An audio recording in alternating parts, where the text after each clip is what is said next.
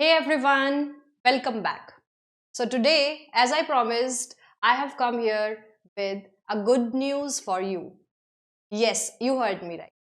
तो जैसा कि आप जानते हैं कि गेट सेट क्लासेस पे आपको वेरियस एग्जाम्स के लिए काफ़ी ज़्यादा फ्री कंटेंट मिलता है and now you will be able to access something new that too for free. Yes, you will also get the PDFs for all the classes that we deliver on the YouTube. So as you know, we provide you like classes for various exams. Say UGC NET exam hai aapka for the paper 1 and paper 2 we are targeting the subject English. Along with that TGT PGT exams hain aapke, various TET exams hain and all the other stuff for government exams. So for all that we've finally brought in the app. The Get Set Classes app is now live on Play Store. तो मैं आपको वही दिखाने जा रही हूं आज कि just as you search Get Set Classes on the Play Store app, you will be able to install it. और जैसे ही आप इसको इंस्टॉल कर लेंगे एंड जैसे ही आप इसको ओपन करेंगे you will land on this kind of page. अब आपको क्या करना है, आपको ऐप में लॉग इन करना है. It is your choice whichever method you want to use for the logging in process. ठीक है, फॉर एग्जाम्पल मैं यहाँ पे यूज अनदर मेथड करके एक फोन नंबर जो है यहाँ पे ऐड कर देती हूँ. This is the get set number itself and I am adding it. Then you will click on proceed securely. एक ओटीपी जनरेट होगा ऐप के थ्रू और जैसे ही आप ओटीपी को एंटर करेंगे, for example the OTP is 8843. Just as you verify the OTP, yeah, you will enter your name here. They're asking you what is your name and for example you add Shilpa here. जैसे ही आप अपना name enter कर रहे हैं, let's get started पे आप click करेंगे. डेफिनेटली जो भी नोटिफिकेशंस एंड ऑल हैं, जो भी कोर्सेज लॉन्च होंगे उन सबसे अपडेट रहने के लिए आपको अलाउ वाला सेक्शन पे क्लिक करना होगा. और जैसे ही आप हमारे होम पेज पर लैंड करेंगे तो जो रिसेंटली जो मोस्ट सॉट कोर्स था आपका for the free PDF thing, ठीक है, that a kind of thing we have developed for you. So इस तरह का पेज आपको दिखेगा. ठीक है, here you can see it is for tier 2 and especially you will get literature notes here. ठीक है, so now you will be able to see that the course is launched for just 1 rupee. We're not charging anything from you. Definitely it's like a free thing, but we are only charging 1 rupee from you. And as soon as you click on buy now, ठीक है, जैसे ही आप buy now पे click करते हैं, again you can click here on buy now. Yeah, so you will be redirected to this thing. यहाँ से आप कोई भी payment gateway use करोगे for the payment thing, and once the payment is done, okay, once the payment is done, you will be able to land on another page. So now you, as you have done the payment thing, and you will land on this kind of page. ठीक है, इधर आपको दिख जाएगा this is like the purchased course. ठीक है, और जैसे ही आप इसको स्क्रॉल करेंगे you will get to know about the course and like that. ठीक है, you will also get this verification. इसमें अब जब आपको पीडीएफ कैसे एक्सेस करनी है ये चीज आप देख लीजिए कि आप कंटेंट सेक्शन में जैसे ही जाएंगे, इधर अपनी जो भी यूट्यूब पे क्लासेस हो रही हैं उन सब का पीडीएफ मटेरियल आपको इधर मिलेगा. ठीक है, after you make the payment of 1 rupee on this course. So literature notes पे आप क्लिक करेंगे and you will find various PDFs here. मैं आपको एक सैम्पल पीडीएफ दिखा देती हूँ से अनीता देसाई की. जैसे ही आप ओपन करते हैं, सो यस, ये जो पीडीएफ है exactly this is a copy of all this. मैंने आपको पहले भी दिखाया था. These are the valued and like timelessly crafted things. ठीक है, ये सब भी है इधर और इन सबको हमने as a soft copy develop कर दिया है for your convenience, because you were asking like continuously कि मैम हमें सब्जेक्टिव का मटेरियल नहीं मिल रहा है, हमें ऑब्जेक्टिव के लिए पढ़ना है. तो ऑल इन ऑल इस तरह का पीडीएफ जो है आपको अवेलेबल हो जाएगा. ठीक है, I hope things are clear to you and you'll definitely download the app and let us review all about the procedure and handling you do with the app in the comments. See you.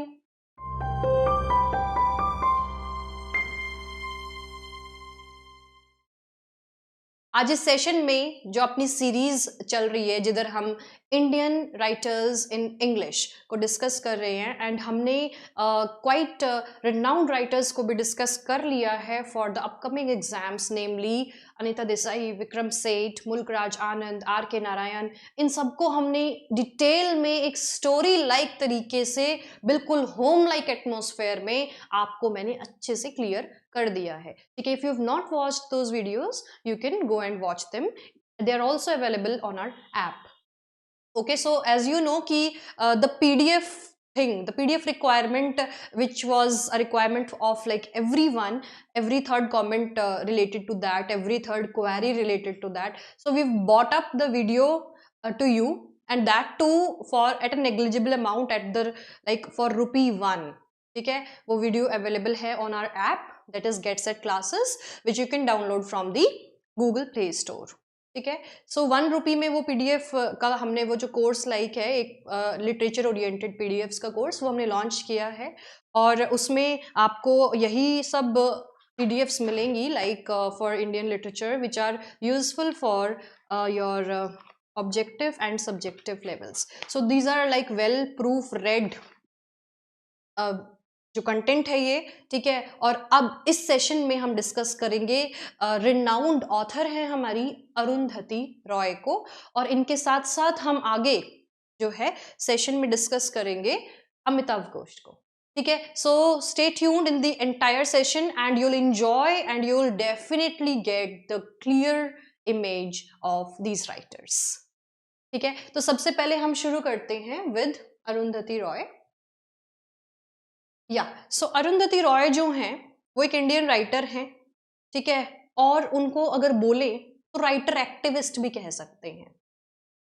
She is so well concerned for raising her voice for human rights, environmental concern. ठीक है, और जो globalisation हो रहा है, ठीक है, जो वेरियस इमरजेंसीज चलती हैं around the world and all, है ना, उन सब के बारे में वो काफ़ी ज़्यादा क्यूरियस रहती हैं, and she always instils a hope in the audience through her writings that we should not bear if something wrong is happening to us, instead we should raise our voice, and so this is why I call her a writer activist. ठीक है, तो इनके works हम देखेंगे, उससे पहले इनका introduction देखेंगे। इंडियन राइटर हैं, सोशल एक्टिविस्ट हैं, साथ में एक नॉवलिस्ट हैं। ठीक है, अब she was born in 1961. This is her birth year. ठीक है, and she is alive and she's participating and elevating the morals of human society even now. ठीक है, she is one of the most influential contemporary Indian writers in English. And जैसा कि मैंने आपको बताया, she is also a public intellectual. So जो ongoing affairs चल रहे हैं वर्ल्ड में, ठीक है, you know it very well, है ना, जो भी चल रहा है आजकल, I cannot openly say it like due to some terms and policies. So उन सब पे भी एक्टिवली उन्होंने अपनी टिप्पणी की है। ठीक है, और I came across one of her interviews that was held by some platform, I don't remember, Wire करके एक प्लेटफॉर्म था, उस पे I saw that she was also expressing her grave concern on the ongoing affairs across the world. ठीक है, तो she is so concerned with all this. Yes, अब हम देखते हैं कि human rights, environmental protection, globalisation जो एमएनसीज के थ्रू हो रहा है, जो पावर स्ट्रक्चर्स हैं, जो वेरियस लेयर्स ऑफ सोसाइटी पे लाइक पावर एंड कंट्रोल दिखाते हैं, है ना। ठीक है, तो वो सब है ग्लोबलाइजेशन के। न्यूक्लियर वेपन्स की बात करती हैं, फिर मार्जिनलाइज्ड कम्युनिटीज के जो राइट्स हैं उनको भी अपलिफ्ट करती हैं, शी फाइट्स फॉर देम। ठीक है, एक क्वेश्चन इधर जून 2013 एग्जाम में भी आया था, और उसके बाद भी ढेरों क्वेश्चंस इन पे आते हैं। ठीक है, तो ये one of the important writers हैं। जो महाश्वेता देवी हैं और अरुंधति रॉय हैं, ये दोनों ही अपनी क्रिएटिव राइटिंग के साथ साथ सोशल एक्टिविस्ट्स हैं, है ना। जैसे महाश्वेता देवी का एक वर्क है द मदर ऑफ 1084। ठीक है, तो आप ये देखेंगे कि इनके जो वर्किंग राइटिंग स्टाइल है, the message they are trying to convince through their writings, वो सब एक सोशल प्रोपेगेंडा को भी केटर करता है। ठीक है, तो ये सब, ये दोनों जो है सिमिलर थीम डील करते हैं, तो इनको जो है अलग से देखा जाता है। We will discuss the major works of Arundhati Roy. अगर आप इन राइटर को पढ़ रहे हैं तो आप इस वर्क को बिल्कुल भी स्किप नहीं कर सकते, ठीक है। अगर आप कोई भी एग्जाम दे रहे हैं where Arundhati Roy is like the part of the syllabus, you can not sit in the exam अगर आपको ये नहीं पता कि the God of Small Things के लिए इनको बुकर प्राइज मिला था और इनका सबसे फेमस वर्क यही है, ठीक है। इस वर्क को हम डिटेल में डिस्कस करेंगे, उससे पहले मैं बात करती हूँ the algebra of infinite justice की, ठीक है। इसमें जो मैं आपको पावर स्ट्रक्चर्स एंड कंट्रोल्स दिखा रही थी, ग्लोबलाइजेशन बता रही थी, एमएनसीज का जो तरीका है, जिस तरह से पावर मतलब पावर को एक्सरसाइज किया जाता है in the strata of society, वो सब इस वर्क में आपको देखने को मिलेगा। Then an ordinary persons guide to Empire है और the Ministry of Utmost Happiness है। इसमें भी इन्होंने जो है वेरियस ह्यूमन राइट्स को एक हाइटन किया है, ठीक है। लाइक जो ट्रांसजेंडर वुमेन हैं उन सबका स्ट्रगल दिखता है, और लाइक पोस्ट कॉलोनियल जो इश्यूज होते थे उनको भी इनमें डिस्कस किया है इन्होंने। Now, The God of Small Things was published in this year, and this is her first novel, a debut novel. The novel became internationally famous because it won the Booker Prize. इसकी जो setting है वो Eminem करके एक fictional town है केरला में, ठीक है, इधर रखी गई है, ठीक है। और इस टाउन के थ्रू ही इन कैरेक्टर्स को यूज करके, ठीक है, हाँ, इन कैरेक्टर्स को यूज करके जो है इन्होंने अपना मैसेज कन्वे किया है। अब मैं ओवरऑल आपको एक बार कैरेक्टर डेवलपमेंट बता देती हूँ इस टेक्स्ट का। इस टेक्स्ट में होता ये है कि पापाची और मामाची करके there is like a couple, ठीक है। उनके बच्चे होते हैं, पापाची एंड मामाची करके कपल है, उनके बच्चे होते हैं Ammu and the other one is, I always forget the name, Chacko, Chacko, ठीक है। Ammu is a girl and Chacko is the boy. Now Ammu is married to someone called Baba and Chacko is married to someone called Margaret, ठीक है। ये दोनों कपल्स भी like ये दोनों जो बच्चे थे ये भी फाइनली कपल्स बन जाते हैं and they marry to their respective spouse. तो अब क्या होता है, while the life is prospering, ठीक है। तो चलो प्लॉट में आपको बाद में बताती हूँ। तो मैं आपको ये बताना चाहूंगी, अब जो अमू और बाबा हैं वो एज अ कपल हैं, और उनके जो बच्चे हैं उनका नाम है राहेल एंड एस्था, ठीक है, या फिर आप कह सकते हो एस्था एंड राहेल। अब ये दोनों जो हैं ये ट्विंस हैं, जो ये ट्विंस हैं इसमें एस्था जो है सिस्टर है और राहेल जो है इसका ब्रदर है, ठीक है। तो एस्था मैंने बताया वन ऑफ द ट्विंस है, और राहेल जो है वो एस्था की ट्विन सिस्टर है, ठीक है। तो एस्था इज मेल एंड राहेल इज फीमेल। नाउ जो अम्मू है वो इनकी मदर है, ठीक है, मदर टू दीज ट्विंस, ठीक है, या फिर mother of these twins. Now जो वेलूथा है he is a carpenter by profession. जो वेलूथा है वो लोअर क्लास से बिलोंग करता है और कारपेंटर है बाय प्रोफेशन, ठीक है। और स्टोरी में ये दोनों अमू एंड वेलूथा जो हैं they are also in a love affair, ठीक है। आफ्टर अमू डाइवोर्सेस हर हस्बैंड बाबा, ठीक है। अब सोफी मॉल जो है, जैसा कि मैंने आपको बताया था, जो चाको है अमू का भाई था चाको, ठीक है। तो जो चाको था उसका हस्बैंड था, जो चाको था उसकी वाइफ थी मार्गरेट। तो चाको और मार्गरेट की बेटी है, शी इज डॉटर, सोफी मोल जो है वो डॉटर है उनकी, ठीक है। तो एक तरह से एस्था राहेल और सोफी मोल ये लोग कौन हो गए, आपस में कजन हो गए, ठीक है। They are cousin among each other, है ना, कजन ऑफ ईच अदर, ठीक है। तो ये कजन है आपस में। अब क्या है next, how the story progresses, I will tell you what happens is. अभी स्टोरी जो है वो प्रेजेंट में शुरू हुई है, अराउंड 1990s में स्टोरी ओपन होती है, जिसमें जो राहेल है वो वापस अपने घर आता है, जो बचपन में उसका घर हुआ करता था केरला में, और वो अपने राहेल जो है अपने ब्रदर एस्था से मिलने आती है, ठीक है। और वो देखती है हाँ, तो जो एस्था है वो धीरे धीरे मतलब म्यूट होना शुरू, ठीक है? और वो देखती है कि वो थोड़ा कंट्रोल्ड हो गया है, उसका मन नहीं लगता है, तो जो ये सब देखने के बाद जो स्टोरी है, वो पास्ट में चली जाती है और अराउंड 1969 के आसपास चली जाती है, ये बताने के लिए कि जो प्रेज़ेंट में हो रहा है, वो सब क्यों हो रहा है, ठीक है? तो आप देखोगे कि स्टार्टिंग में as I told you the family tree ऐसे-ऐसे था एंड जो अम्मू थी, उसका जो हस्बैंड था Baba, he was a notorious fellow, ठीक है? He was a drunkard. और जैसा कि it also happens in like some of the layers in society also कि वो ड्रंकार्ड था और वो घर पे वही उसका बेकार व्यवहार एंड द इल बिहेवियर और बाकी सब चीज़ों की वजह से Ammu was very like quite fed up of him and finally she decided to divorce him, ठीक है? और ये देखने को मिला कि आफ्टर डाइवर्स जो अमू थी, she was not very old, she was in her 20s and she started to develop an affair with Velutha. जो आपने देखा था ना अभी यहाँ पर वेलुथा था, इसके साथ अमू का जो है लव अफेयर स्टार्ट हो जाता है, ठीक है? और वेलुथा एक कारपेंटर था और लोअर क्लास का था। अब स्टोरी में कुछ ऐसा इंसिडेंट होता है कि they are like crossing a river, ये सभी लोग होते हैं in a boat and they are crossing a river and what happens is the boat collapses, जिसमें Sophie Mol dies due to drowning, Sophie Mol dies due to drowning, ठीक है? ये छोटी बच्ची होती है और ये डूब जाती है एंड शी डाइज, ठीक है? She is no more now.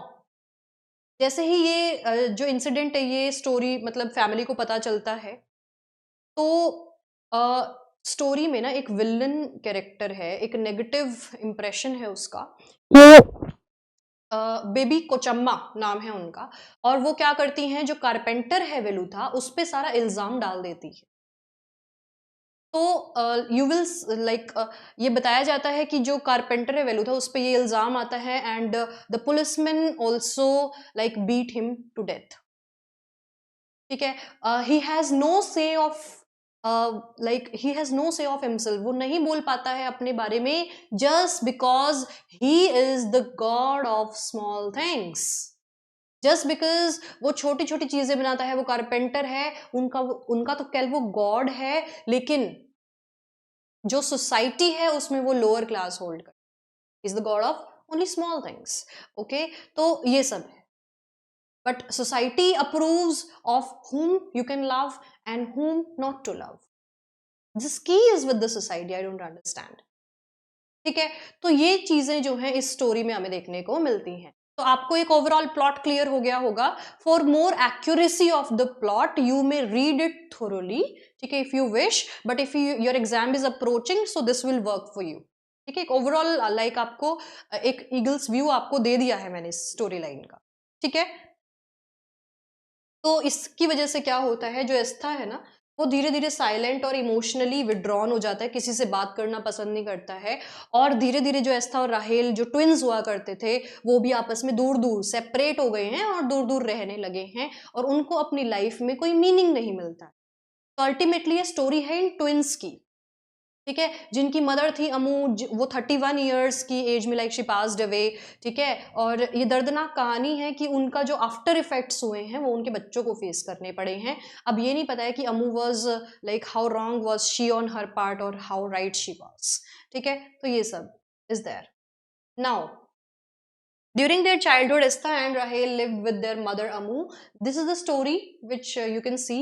Okay, life in their family is heavily influenced by social status, family honor, and caste hierarchy. These are the themes of this text. Okay, a major turning point comes जब Sophie Mall comes from England to visit them. है ना? One night a tragic accident occurs, which I told you कि Sophie Mall drowns in the river. At the same time, another shocking secret is revealed. Amu falls in love with Velutha, a talented carpenter. ये secret था, ठीक है? उसी time पे जब incident का पता चला, उसी टाइम पे इनका भी जो है इनका भी इनके बारे में भी पता चला, ठीक है? इनकी भी पोल खुल गई थी और जब इनका पता चला तो talented carpenter belonging to a lower class, ना पैराडॉक्सिकल स्टेटमेंट है काफी। तो talented carpenter belonging to a lower class, he was an untouchable, तो आप यहाँ देख सकते हैं कि कास्ट डिस्क्रिमिनेशन का थीम बहुत टिपिकली इस टेक्स्ट में प्रिवेल कर रहा है, ठीक है।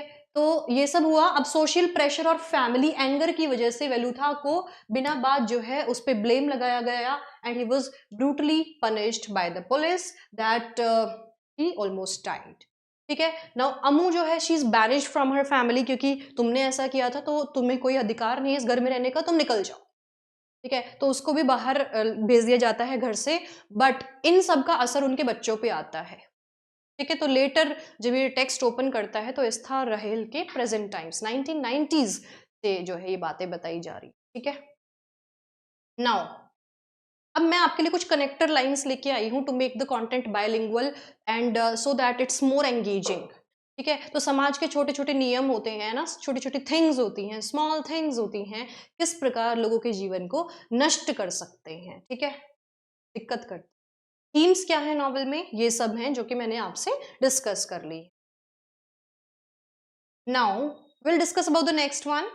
This work came out in 2002 and ये कोई स्टोरी नहीं है, it is a collection of essays, it's not a novel, ठीक है, it's a collection of essays, this you should remember. और जो एसेज हैं ये इन सब टॉपिक्स पे सेंटर्ड हैं, ठीक है। If you want the PDF of this you can access it by paying ₹1, ठीक है। जस्ट ₹1 का आपका लिटरेचर नोट्स हमने आपको अवेलेबल करा दिया है, ठीक है, like for free only you can say.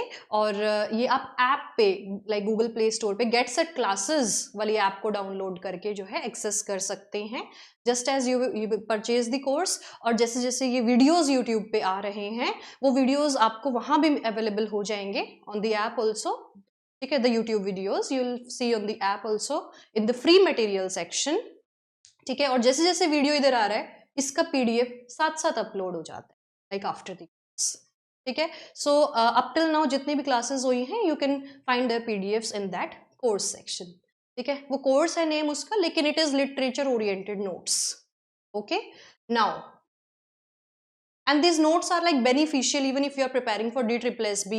और ये सभी राइटर्स हमें पता ही है कि DSSB has a vast syllabus now, ठीक है। अब एनसीईआरटी फोकस्ड कुछ नहीं है, अब सब लिटरेचर फोकस्ड है, चाहे टीजीटी पीजीटी टीचिंग एग्जाम्स हो, चाहे कोई टेट एग्जाम हो, और साथ के साथ यूजीसी नेट एग्जाम का फाउंडेशन यहीं से आपका शुरू, ठीक है। और यूजीसी नेट के लिए इन वर्क्स के डिटेल्ड वीडियोस भी हम आपको चैनल पे फ्री प्रोवाइड करेंगे, और साथ में जो आप ऐप जो हमारी इंस्टॉल करेंगे उस पर भी आपको अपडेटेड कोर्सेज का नोटिफिकेशन मिलेगा, ठीक है। तो this is your doubt, this was the query of like every second और third person, we were also getting calls and messages for that, so which is why we bought the PDF thing through the app. Now अब जो ये था मैंने आपको बताया था कि अलजेब्रा ऑफ इनफाइनाइट जस्टिस में ये स्ट्रगल है जो पावरफुल नेशंस होते हैं, ठीक है, एंड मल्टीनेशनल कॉरपोरेशंस होते हैं, MNCs जो होती हैं, जो पावरफुल नेशंस ही सेटअप करते हैं अक्रॉस द वर्ल्ड, वो सब पॉलिसीज ऑफ डेवलपिंग कंट्रीज को चेंज करती।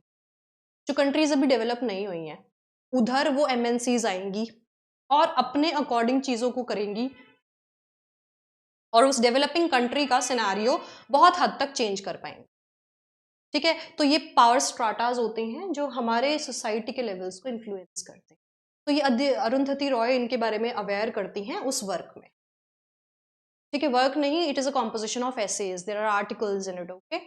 Now an ordinary persons guide to empire 2004 का वर्क है, ठीक है। अब ये इसमें भी आपको एसेज देखने को मिलेंगे, इसमें 14 एसेज हैं can and imperialism, global capitalism, political domination और इंटरनेशनल कॉन्फ्लिक्ट्स, ये सभी थीम्स इस वर्क में आपको देखने को। तो आप एक थोरो रीडिंग ले लीजिए कि किस तरह के टॉपिक्स इधर कवर हो रहे हैं और किस तरह के टॉपिक्स उस सेकंड नंबर वर्क में कवर हो, ठीक है। Now Roy particularly criticises the global dominance of powerful nations, specially this,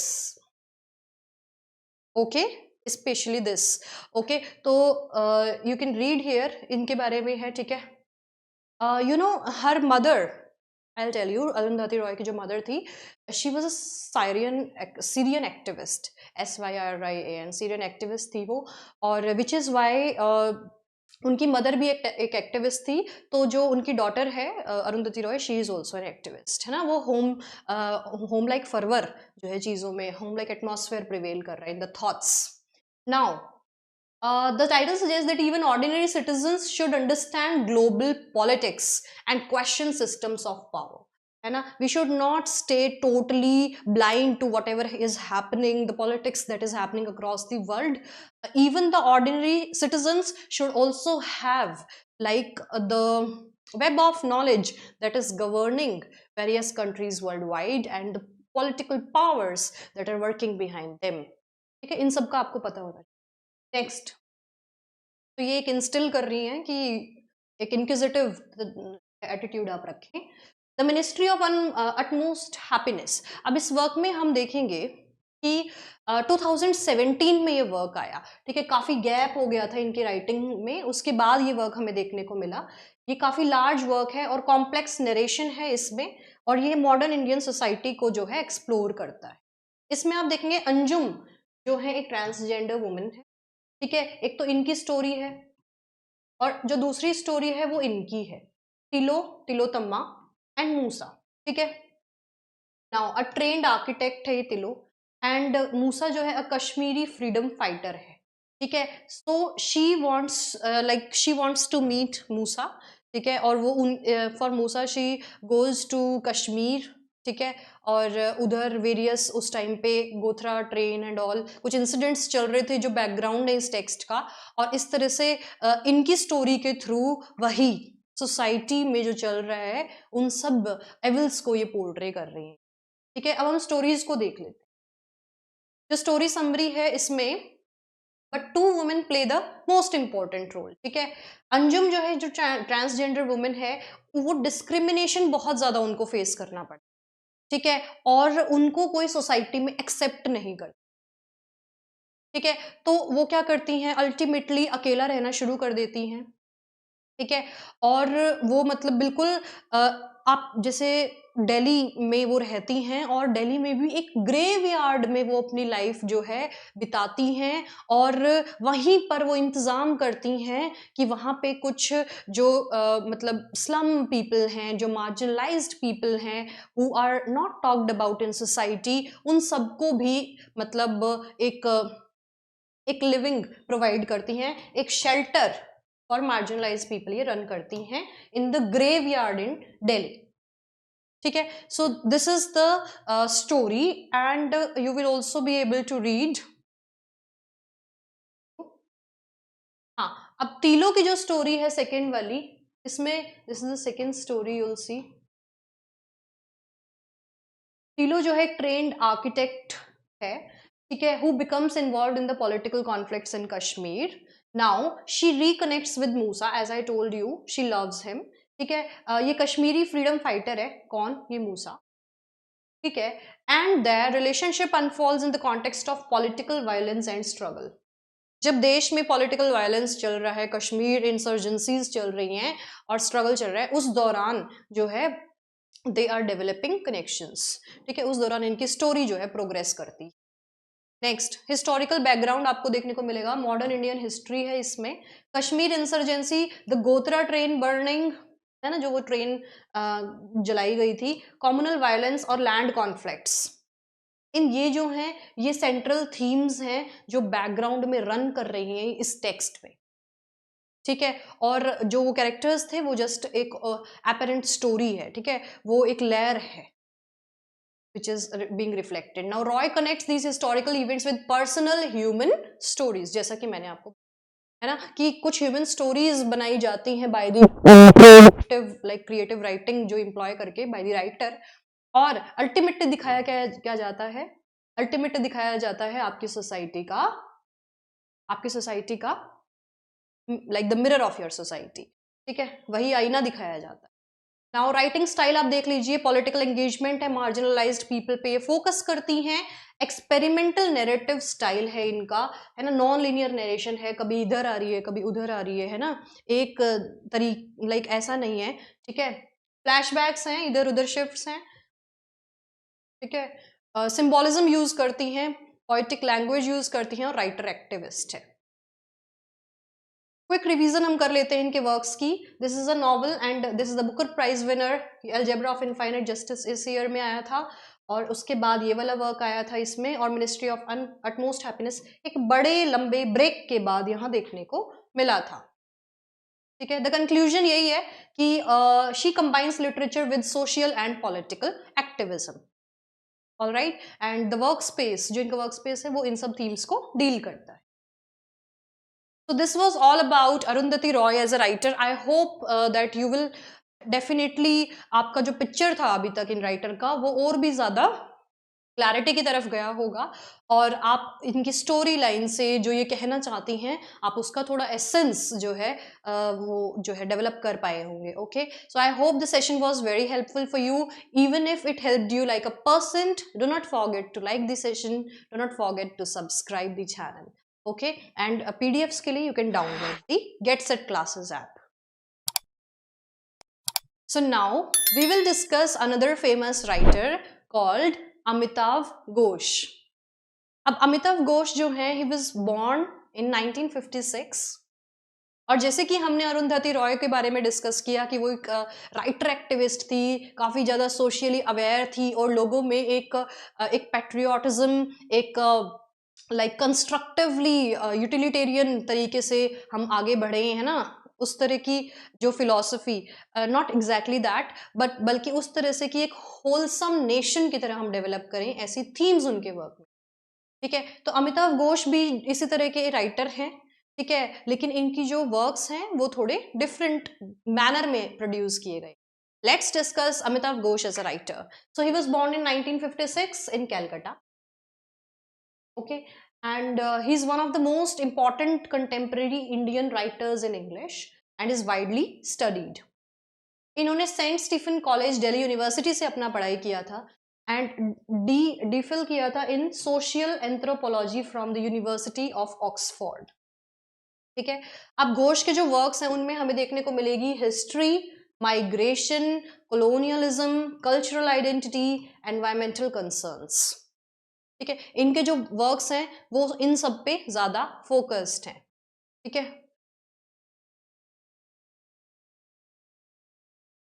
is this diploma in philosophy? Okay, next let's see major works of Amitav Ghosh.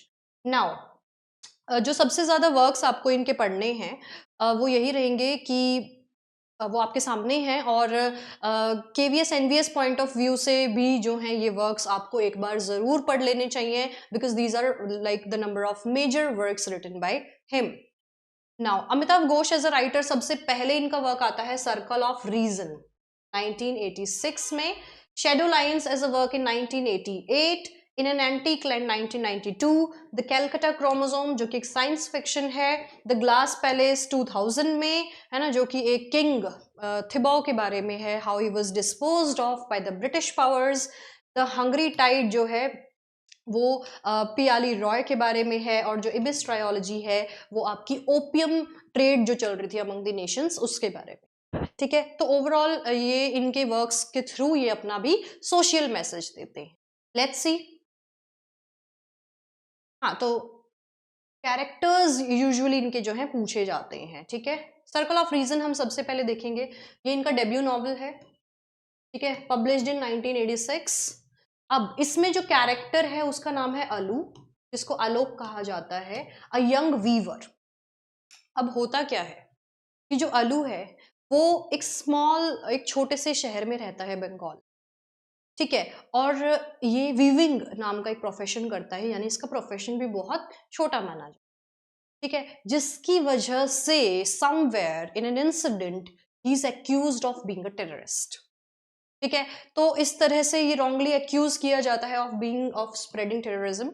And ये होता ये है कि परसिक्यूशन से बचने के लिए कि जो ये इल्ज़ाम उस पर लगाया गया है, ये अपना देश छोड़कर भाग जाता है, एंड ही ट्रेवल्स, है ना, और ये मतलब डिफरेंट रीजन्स से ट्रैवल करता है, मिडल ईस्ट, नॉर्थ अफ्रीका से होते हुए जो है ये मतलब इधर उधर लाइक वो चला जाता है कहीं और, वो माइग्रेट कर जाता है.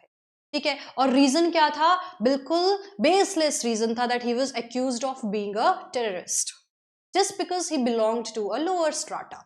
ठीक है, तो हम देखेंगे कि किस तरह से जो माइग्रेशन एक थीम इसमें देखा गया है और आइडेंटिटी क्राइसिस उसका हो गया है कि उसकी आइडेंटिटी जो है like he is defamed and he has no voice of his own. Then who is the voice of him? Amitabh, है ना? And who is the voice of like such people, such things keep happening, and who gives voice? The writer, creative writer. ठीक है, तो narrative shows कि किस तरह से science, rationality and superstition ऐसी थीम्स जो हैं इस वर्क में प्रिवेल करती.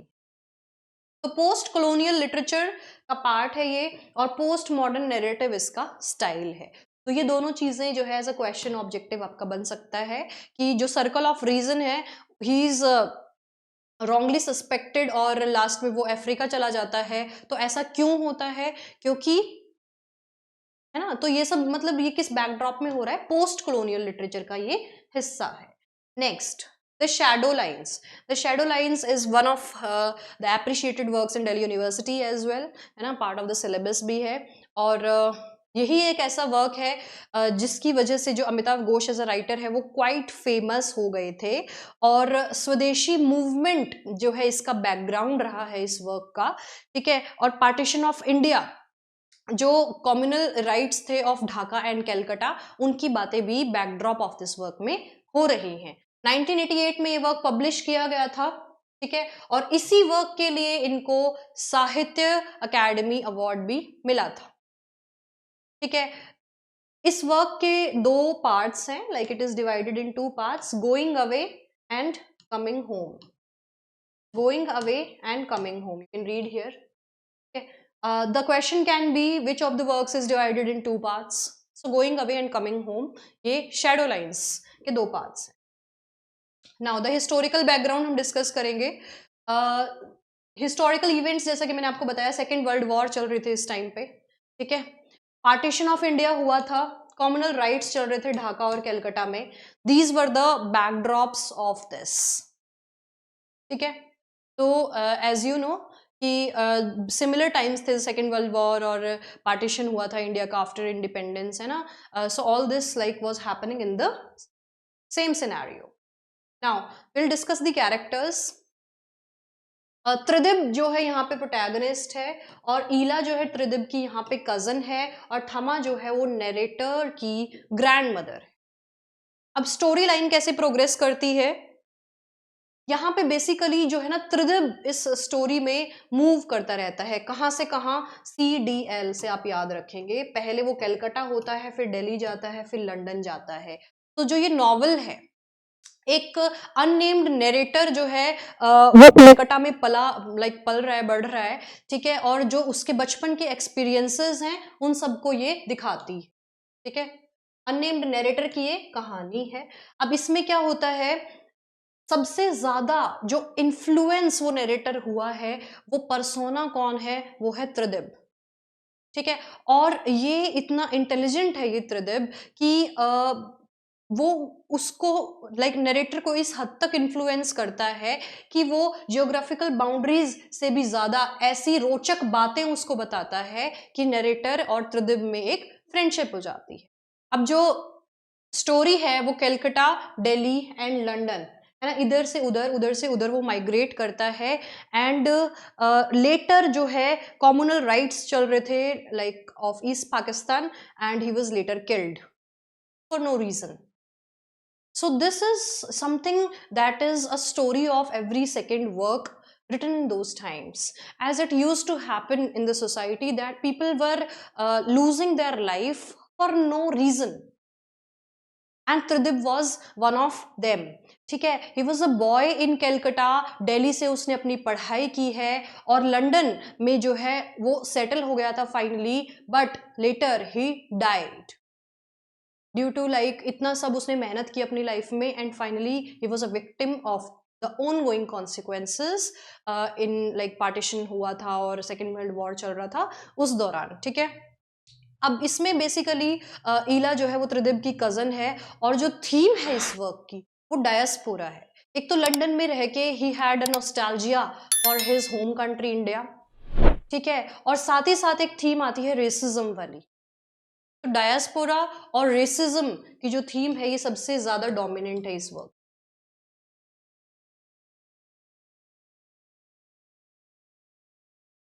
Okay, so these are the themes that are catered in this work. Next, yeah. So the novel ultimately suggests that national borders are often psychological and imaginary constructs. ठीक है, referred to as shadow lines. उन borders को ही shadow lines कहा जाता है। ठीक है कि भले ही you settle somewhere in London, you settle yourself in some other countries, है ना, you settle in Dubai, but you know the consequences now, है ना, the UAE and everything, so all this is there now.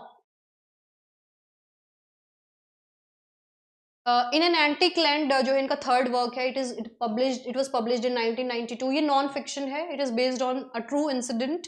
History से reference है, travel writing और anthropology और ethnology वो basically जो है एक थीम है इसमें। ठीक है, the different origins of people का डिस्कशन है इसमें। हम इसका स्टोरी लाइन जब देखते हैं, द सब्जेक्ट बोमा की ये कहानी है, एक 12th सेंचुरी इंडियन स्लेव है जो कि इजिप्ट में रहता था and served a Jewish merchant named Ben Yiju. अब जो बोमा है वो बेन येजू को जो है मतलब एक स्लेव बन के उसके अंडर में जो है काम करता था। ठीक है, अब इन डॉक्यूमेंट से, इन ऐतिहासिक दस्तावेजों से ये क्लियर होता है दैट घोष एक्सप्लोर करना चाहते हैं the medieval trade connections between India and the middle east. तो बहुत इंपॉर्टेंट वर्क ये नहीं है, ये सिर्फ इतना सा आपको पता होना चाहिए कि बोमा एंड बेन येजू यहाँ पे कौन है। Bomma was working under Ben. ठीक है, so this is like Amitabh Ghosh is expanding his canvas and he is trying to explore the rarest of the themes in his works. Okay, this is one of the thing. Now the Calcutta chromosome, अब जो ये वाला work है ये another major work है of Amitabh Ghosh that came up in 1995. ये science fiction का एक वर्क है। ठीक है, जहां पे अंतर नाम का एक पर्सोना है, एक पर्सन है। ठीक है, और अंतर जो है लाइक ये जो स्टोरी है it is set in future New York. The story is set in future New York and it is a science fiction, speculative fiction. आप देखोगे कि जरूरी नहीं है कि बुक्स से पढ़ के ही आपको सारी नॉलेज मिलती। ठीक है, अगर आप किसी रिसर्चर के साथ में भी रह रहे हो, अगर आप किसी स्कॉलर के कंपेनियन भी तो हो सकता है कि उनके तरीकों से आप सीख के, being an attendant, being a lab attendant, being a clean, like even if you clean the lab for them, है ना, उस तरह का भी अगर आप काम करते हो, देन ऑल्सो पैसिव लर्निंग से आप बहुत सारी चीजें कर सकते हो। तो एक साइंस फिक्शन है, मैं आपको इसकी स्टोरी बताती हूँ। इंपॉर्टेंट हिस्टोरिकल फिगर कौन है? Ronald Ross. ये एक साइंटिस्ट थे जो बेसिकली इन्वेस्ट कर रहे थे to find the cure for malaria. ठीक है, and he discovered that mosquitoes से जो है ये मलेरिया फैलता है। अब इसमें मैं जो मेन कैरेक्टर्स हैं उनके बारे में बताती हूँ। ठीक है, अंतर एक बंदा है जो कि एक ऑपरेटर है फ्यूचर न्यूयॉर्क में। ठीक है, फ्यूचर न्यूयॉर्क में ही ये स्टोरी सेट है। जो मुरुगन है वो रिसर्चर है इन्वेस्टिगेटिंग मलेरिया, जैसा कि मैंने आपको बताया कि अब जो वो साइंटिस्ट थे ना, रोलैंड रॉस, वो एक साइंटिस्ट थे। जो मुरुगन है इसका एक आईडी कार्ड अंतर को मिल जाता है इन द न्यूयॉर्क सिटी, और अंतर ये डिवाइस करता है कि ये तो मुरुगन वही है जो कलकत्ता में मेरे साथ रहा करता था। तो ही न्यू हिम। अब ये देख के उसके आईडी कार्ड को लाइक उसको वो मिला और उसके बारे में उसको पता चला, और फिर जो वो और मुरुगन जो था ना वो किसी साइंटिस्ट से इंस्पायर्ड था। He used to read him and वो साइंटिस्ट भी he was trying to make a parasite to treat malaria. So this was the overall thing. Now what happened is Mangala जो है यहाँ पे एक डेमी गॉड लाइक एक mysterious woman है who is linked to hidden knowledge. ठीक है, तो बेसिकली तो ये मतलब क्लीनिंग करती है, एज अ लैब असिस्टेंट है। ठीक है, एक इन अ लैबोरेटरी, बट हमें पता चलता है कि Mangala is the only one जो फाइनली जो इतने बड़े बड़े ये अंतर तो खैर कंप्यूटर ऑपरेटर ही थे, लेकिन जो ये मुरुगन और उनके इंस्पिरेशन एक साइंटिस्ट रोनाल्ड रॉस, है ना, रोनाल्ड रॉस, ये जिस चीज पे सर्च कर रहे थे, उनका जो रिजल्ट था, जो सर्च ऑपरेशन का एक रिजल्ट था, वो मंगला निकाल पाई। Like Mangala could find the Calcutta chromosome, जो कि एक ह्यूमन कॉन्शियसनेस है, कि अगर आप someone is like she was herself inflicted by syphilis, ठीक है, तो साइफिलिस को क्योर करने के चक्कर में शी डिवाइजेस दैट जो मलेरिया पैरासाइट है वो उसका क्योर भी निकाल देती है, और ये पता चलता है कि उसको ये पता है चलता है कि एक बॉडी से इसको दूसरी बॉडी में ट्रांसमिट करना है, ठीक है, और नेक्स्ट बॉडी वो किसकी ढूंढती है, उर्मिला की ढूंढती, कि the concentration of the parasite or the like the pathogenic activity that is happening, it will diffuse if I transmit the human consciousness, the Calcutta chromosome thing, in the next body of Urmila. So this was devised by Mangala, and Mangala was she was no one, she was just a laboratory attendant, okay. So now what happens is यही बताया गया है that you transmit yourself to, अब उर्मिला जो है और सोनाली जो है, यहाँ पे उर्मिला आप देखोगे ये एक रिसर्च नैरेटिव है, एक जर्नलिस्ट थी बेसिकली, ठीक है, एंड सोनाली जो है ये अनदर इंपॉर्टेंट फीमेल कैरेक्टर है इन द टेक्स्ट। तो बेसिकली जो इंपॉर्टेंट कैरेक्टर्स हैं वो ये हैं, और क्वेश्चन ये आता है उर्मिला, सोनाली, मंगला, है ना, और उसके अलावा एक और भी नेम आ जाता है, I don't know the name, और ऐसे करके पूछा जाता है which of the following is not a character in Amitabh Ghosh works, so this thing you should know. Next story summary मैंने आपको बता ही दी है, you can also read it here, ठीक है। तो अंतर यहाँ पे जो मुरुगन ने पास्ट रिसर्च की थी उसको इन्वेस्टिगेट कर रहा है, और मुरुगन जो था मैंने आपको बताया कि वो रोनाल्ड रॉस जो साइंटिस्ट थे उनकी सस्पेक्ट कर रहा था कि जो उन्होंने डिस्कवरी की थी मलेरिया के बारे में, हिडन इंडिजिनियस नॉलेज थी उस स्टोरी में, और उसी से वो आगे डेवलप करना चाहता था। लेकिन मुरुगन को पता चलता है कि मंगला नाम की जो बंदी है, mysterious women believed to possess secret scientific knowledge, और जो चीज मैंने आपको बताई वो उन्होंने प्रूव की थी। So this is like a blend of science fiction, you can say, this work. It is not, nothing is true in it. It is just a fascination. It is not medically proven. Okay, so it's a fiction.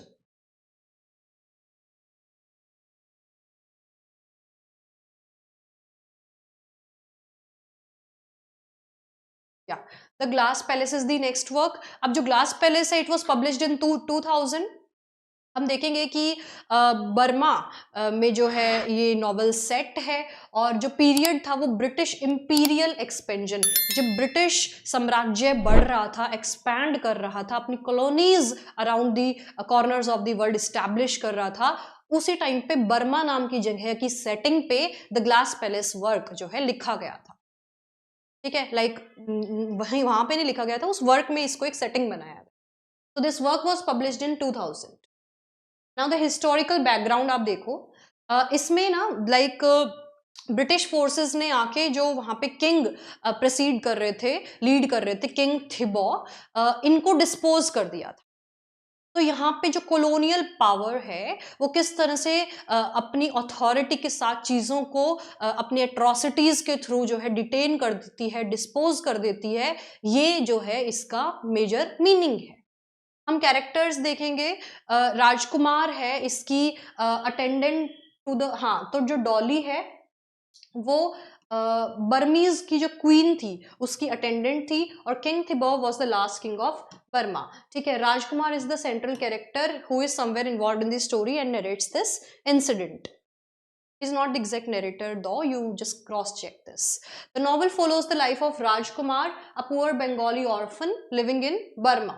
So as I told you that Rajkumar was in aligned to this thing, he was only the one who was a developer in this story, and over time जो ये राजकुमार था ये एक successful timber merchant बन जाता है, ठीक है, और डॉली से शादी कर लेता है जो कि अटेंडेंट थी ऑफ द क्वीन, ठीक है, who had served in the royal palace. Now the glass palace का जो मतलब वो था कि the disposition of the king, वो आपको समझ आ गया होगा कि इसका बैकग्राउंड क्या है इस स्टोरी का। Now through Rajkumar's journey the novel explores colonial exploitation, की जो कॉलोनीज इस्टेब्लिश हो रही हैं वो किस तरह से एग्जिस्टिंग रूल्स को जो है डिस्पोज कर रही हैं, और माइग्रेशन कैसे हो रहा है in south east Asia, economic transformation under imperial rule, है ना, चीजें बद से बदतर हो जाती हैं। तो आप देखोगे कि औपनिवेशिक शासन ने एशिया के समाज और अर्थव्यवस्था को कैसे प्रभावित किया। तो Amitabh Ghosh is not only talking about India, he is also talking about the peripheral countries too. Now the hungry tide, ये एक बहुत इंटरेस्टिंग सी स्टोरी है जिसमें पियाली रॉय नाम की एक कैरेक्टर है जो कि काफ़ी क्यूरियस इंक्विजिटिव हैं, है ना, रिसर्च स्कॉलर हैं, और ये वर्क आया था 2004 में। इसकी जो सेटिंग है वो सुंदरबंस में है, the forest between India and Bangladesh, ठीक है। उधर जो है she was here to discover a rare dolphin, a rare river dolphin को ये डिस्कवर करने आती हैं। और जब ये आती हैं तो while she is on the search operation to get knowledge about this, what happens is river में जो है क्रोकोडाइल इन्फेक्टेड वाटर में कोई इनको फेंक देता है, ठीक है। She it happens that she falls into the crocodile infected water. As I told you, she is a marine biologist, and फोकीर नाम का एक फिशरमैन होता है जो इसको रेस्क्यू करता है, जो इसको बचा लेता है, ठीक है। अब जैसे कि ये दोनों मतलब they had like varying backgrounds, so they can not communicate. तो जो कनाई दत्त का नाम का ट्रांसलेटर, ये लोग से ये मिलते हैं और वो फकीर और पियाली के बीच में चीज़ों को ट्रांसलेट करते हैं और इनकी स्टोरी आगे बढ़ती है। Then what happens is the story summaries here that she is an American raised scientist, as I told you, of Indian origin, ठीक है। though she is from India but she was exploring her skills in America, and ये सुंदरबंस आती है इस dolphin को इसके बारे में एक स्टडी करने के लिए। और इस जर्नी में जो क्रोकोडाइल इन्फेक्टेड वाटर होता है उसमें से फकीर जो है, जो पुअर फिशरमैन है, वो उसको निकाल लेता है। और लैंग्वेज बैरियर की बात मैंने आपको बताई, एंड इनकी रिलेशनशिप जो है नेचर से, मतलब वही वो भी फिशरमैन है और वो भी मरीन बायोलॉजिस्ट है, तो उनका जो इंटरेस्ट है वो सिमिलर नोट्स पे है। तो ये है इसका स्टोरी, और कनाई दत्त इनकी हेल्प करता है as a translator. So this is there in the story. Now the narrative जो है ना, ये रेफर कर रहा है मोरिन झापी रेफ्यूजी इंसिडेंट जो हुआ था, ठीक है, जहां पे refugees occupied an island in the Sundarbans, ठीक है। उस तरह के नोट पे स्टोरी लिखी गई है, so you can remember this as a point. Now जो इबिस ट्रायोलॉजी है, देखिए जो ओपियम वॉर्स चल रही थी like in the countries, and जो various power lifting like power accessing nations हैं, है ना, जिस तरह से वो अपना ग्लोबल ट्रेड नेटवर्क सेटअप कर रहे थे ऑफ द 19th सेंचुरी, इन्हीं सब की बातें इस वर्क में इस समय के दौरान पब्लिश की गई, ठीक है। अब इनमें ये वर्क है sea of poppies 2008, river of smoke 2011 and flood of fire 2015, ठीक है। अब इस वर्क के बारे में हम थोड़ा डिटेल में हिस्टोरिकल कॉन्टेक्स्ट देख लेते हैं कि जो एक्चुअल में ओपियम ट्रेड था उस टाइम पे इंडिया और चाइना के बीच हो रहा था, ठीक है। जो इंडिया में ये उगाई जा रही थी, ये चीन में it was being sent to China, जिसकी वजह से there was a political conflict and economic crisis that happened. So this text, this Ibis trilogy is centered on opium trade. Opium trade, अफीम पे जो है ये ट्रेड पे सेंट्रल है ये, ठीक है। The story follows different characters connected through ship Ibis, है ना, ये शिप होती है यहाँ पे, जो इबिस ट्रायोलॉजी है ना, उधर ये शिप है ibis, whose journeys reflect the complex global networks of the 19th century। जैसा कि मैंने आपको बताया, तीनों ही जो इसमें सब स्टोरीज सब प्लॉट्स हैं वो ओपियम ट्रेड पे सेंटर्ड हैं। अब हम राइटिंग स्टाइल की बात करते हैं of Amitabh Ghosh, and detailed historical research जो है इनके वर्क्स में हमें दिखती है कि किस तरह से ये फैक्चुअल चीज़ों को बेस बनाते हैं और तब बातें करते हैं। एक्सप्लोरेशन है colonial and post colonial history का, माइग्रेशन एंड कल्चरल एक्सचेंज इनके वर्क्स में दिखता है, और फिक्शन विद हिस्टोरिकल रियलिटी ये ब्लेंड करते हैं. These are the important works along with their years, ठीक है, of publishing, and this is the most important work, ठीक है, and the shadow lines also is the most important work. यहाँ पे आलू के आलोक के बारे में है कि he was accused of like false stigma. Now the glass palace, ये हंगरी टाइड और इबिस ट्रायोलॉजी ये भी पूछी जाती है on part of Amitabh. Now he is regarded as one of the most important contemporary Indian writers, क्योंकि जो इनके works हैं वो literature plus history plus global politics को डिटेल में infuse करते हैं, है ना, एक ऑथेंटिक टेस्ट डेवलप करते हैं लिटरेचर को हिस्ट्री और ग्लोबल पॉलिटिक्स से भी जो है अपने रीडर्स को अवेयर करा. So I hope you had a great session here. और आपकी जानकारी के लिए I would like to tell, अभी इनका एक और वर्क आया है, ठीक है, recently, for your information I will tell, smoke and ashes करके. Okay, just confirm the name once again because I read it. Smoke and Ashes is one of the latest works by Amitav Ghosh. Okay, and I saw it in an orientation program. ठीक है, तो इसमें भी हम देखेंगे what kind of themes is he discussing on. So this was all about Amitav Ghosh as a writer, and I hope कि एक जल्दी से फटाफट से आपको clear impression मिल गया है of storylines and the and the characters that are playing their roles in various stories. ठीक है, तो I hope you enjoyed the session. For the PDF you may download the app and you may pay ₹1 and access the app. Okay, it is like almost free to you and it's a perk to you. Okay, so you can trust us on this journey of literature and keep enjoying, having fun. This is Shilpa signing off.